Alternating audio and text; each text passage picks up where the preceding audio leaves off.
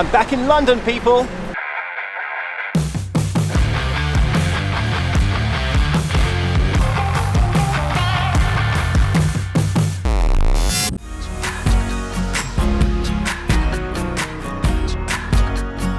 What's happening, team? Well, it's threatening to rain here in London, and that is exactly what I'm hoping for, because I'm here to shoot some moody city street photos.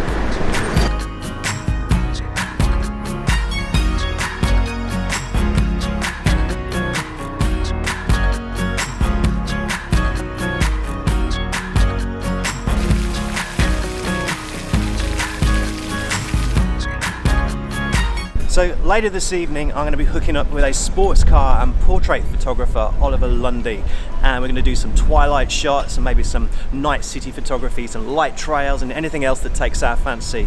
This guy's photography is top notch, so it should be a great evening. But for now, I'm going to hit the wet streets of London and have a bit of a warm-up shoot for myself.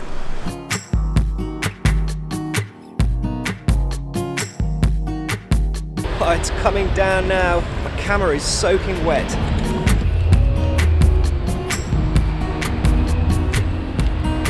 There's a guy with a brolly just coming into the frame now, so I'm just focusing on this massive rivet in the foreground. Shutter speed 200th of a second, f3.5. Well, it's been absolutely throwing it down with rain all afternoon, and I didn't really get any good shots. It's never good shooting during the day with the rain. It's better at night because you get all those reflections from all the lights. So it's stopped raining now, but all the floor is still wet. So just waiting for my main man, Oliver, to show up. So how are you? Hey, yeah, good to meet you. Nice to meet you too. Yeah, how's things? All right, so I'm filming. Do you mind? Yeah, no, Oliver Lundy. We're just meeting for the first time today, so thing here. Don't know what it is, but pretty cool. And look at that. This is what we're interested in. Look at that structure. I'm thinking like super wide angle. Yeah. What gear do you use? I don't Everything in the world is in this bag.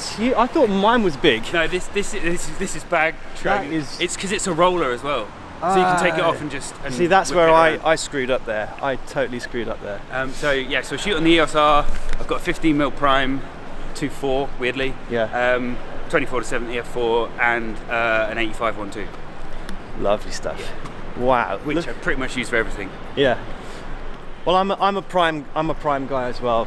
I've got my 70-200, which is you know, I don't carry that around with me too much because it's hell of a heavy. lens, yeah. But I brought it in today just in case. But these are colossal. Look at the size of these things. Wow. When shooting handheld at slow shutter speeds, image stabilization and a steady hand is essential for a clean, crisp image.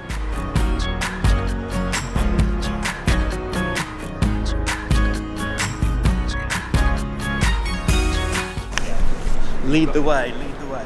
And with you as the subject, with your epically red hat, that's going to look amazing. So right here, got yeah. I see it. You've got that with a subject sort of right here. Yeah, I love that. That's nice. So yeah, hop in. Right, time to have my picture taken.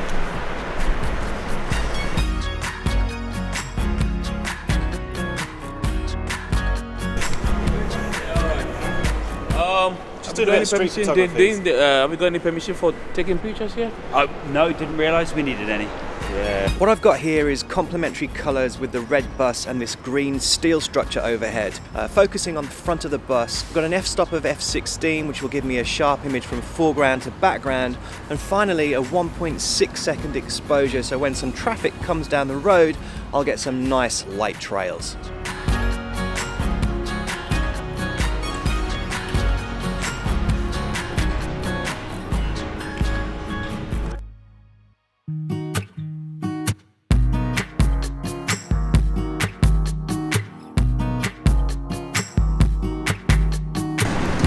My main man over there, just taking a picture of me.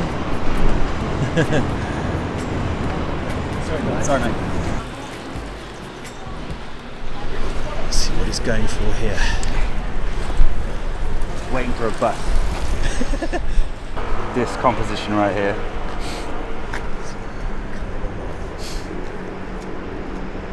effectively trying to get a bus passing through this lower section here where that bike is. Yes.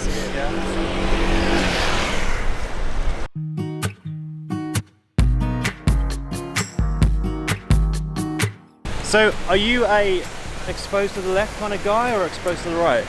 Oh, always exposed to the right. Yeah, it's easy to pull stuff down. It's not easy to do it the other way around. Yeah. But I have a tendency of effectively shooting 2 shots every time just to cover myself. Right. So, yeah, safety first. But Yeah, I'm like you. I tend to do like 2 or 3 shots just in case. If it's worth getting the shot. It's worth making sure that your exposure is somewhere near where you need to be. Exactly. And then one of them will be recoverable. And quite often, I find that when you get the shots back into Lightroom, you look, and the one that you were convinced was the one actually wasn't, and the one that was 2 stops darker is the better file to work with. Sure. Whether you want to do blending or what. Yeah. So often I'll find you can get it in one. Yeah. Just by recovering the shadows and all that. I do think there's a lot of photographers out there that do start exposing the other way at night though. Yeah. Because they want to keep their ISO as low as possible. Yeah. So. Yeah, I mean it's about your gear, right? If you know that if your particular sensor can do it. Yeah, I think if you've got the modern mirrorless cameras, then you're more likely to be able to recover that stuff. Like with this camera that I'm shooting on right now, I shot some video on 3200 and actually it was fine. Yeah, totally fine. And yeah, I'll go up to 64 at a push. Yeah. And it'll be grainy, but it'll be okay. Yeah. So I'm almost taking some pedestrians out here. But so for me, it's always you can quibble about getting the perfect settings for that particular shot. Yeah. Or you can accept that you operate within a wider range, and you might not get the settings absolutely perfect, but you'll get more keepers. Sure. So right now, I'm shooting at 400 ISO. I could probably get away with going lower, but it means that I know my shutter speed's around 500 or above, and so I don't have to worry about the action below. Of course. Yeah. So that's a worthwhile trade-off for me in this environment. And this guy's still going. The devil's the god of this world. Guess what? That's why the devil don't love you, man. Don't on cheater. The devil don't love you. The devil don't love you. This is Liverpool Street, guys. London is starting to come back to life.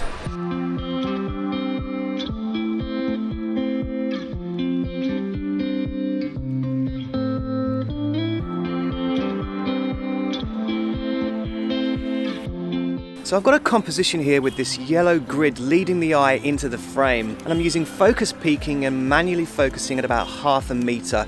F16 and 1 second exposure should get me some nice traffic motion blur.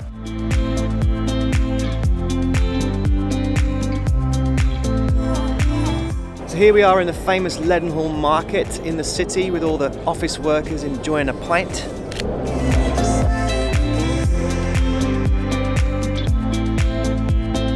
So the night is approaching fast and there's a moody sky over Tower Bridge, so we're just waiting for twilight and for Tower Hamlets to switch on the twinkle light. So in the meantime, I'm just going to shoot some interval time lapse, and Oliver's doing some long exposure. 10 minutes later, I was rewarded by shooting a time lapse of 160 images with an exposure time of 4 seconds per image over a 24-minute period. And here's the results.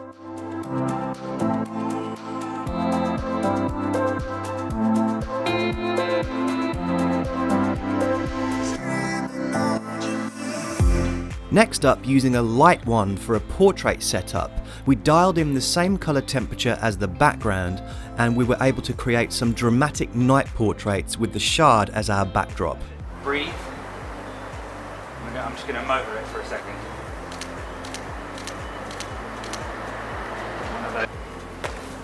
Yeah, I mean, you're not tack sharp, but the overall.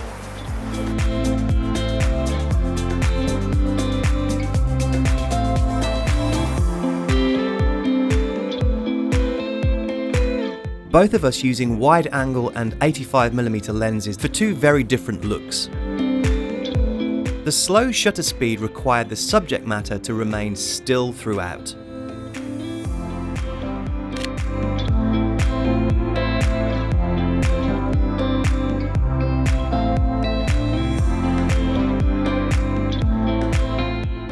This is a master at work. This is someone hashing it as they go. Canon shooter. What is this? R? What is it? This is the EOS R, which EOS is the R. first. The first one. Yeah. First mirrorless, full frame mirrorless. Yeah. I think it's the same sensor as was in the 5D4. Yeah. So 30.5 megapixels or something like that. That's just more than enough. Yeah. For almost anything you do. Yeah. But yeah, I think 20 seconds, 7.1, ISO 100. The light. 15 mil. 15 mil. Yeah. Which is the IRIX Firefly 15 mil 2.4, which I've loved. It's really cool. But the young new, I think it's called the Light Wand. Probably just completely blown out your image. Yeah. No. Yeah. I was thinking Star Wars for a second. Oh yeah. You're gonna very lightsaber. Yeah. Take two. go for it.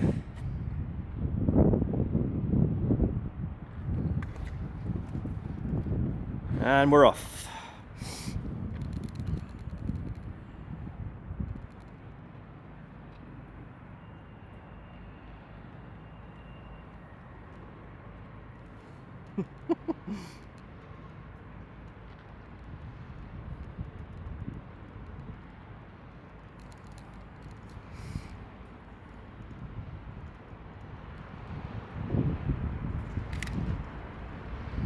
Moment of truth. Come around the side. Oh yeah, that's a bit better. Yes. It's a bit wobbly, but I'm gonna struggle to get it straight going up and down stairs.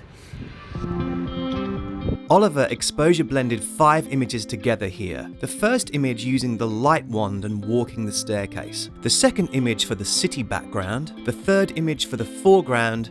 And 2 more images to light the inside walls of the monument.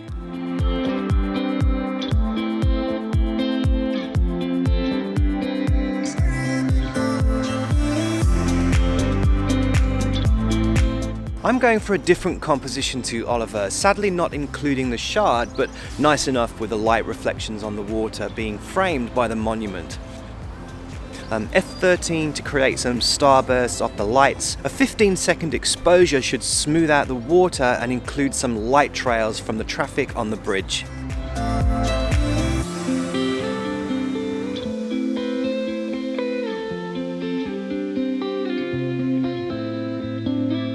I'll leave you with some final images from our night photo shoot in London.